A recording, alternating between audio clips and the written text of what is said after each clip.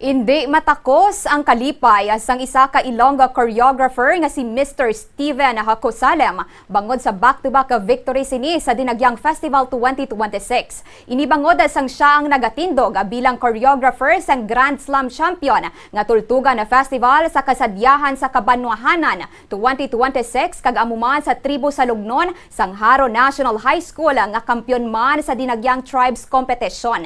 Sa interview sang Bombo Radio kay Hakosalem, iyagin pahayag nga ini nga kadalagan ang ginahalad gid niya kay Senyor Santo Niño nga amo ang sentro gid sang selebrasyon. Dugang pa sini nga apesar nga tuman na ang kakapoy nga iya nabatyagan sang tion sang preparasyon nga naglabuot sa punto nga ini ang gindala sa ospital, wala ini nadulaan sang paglaom nga hatagan na siya sang kusog sang Dios. Dako man ang pagpasalamat sini sa tanan nga nagabug-os sang duha ka tribo nga iya gin choreograph sa dako nga pagsalig nga ginhatag sa iya kag ginbalikan man niya ini sang pagsalig sa ila talento.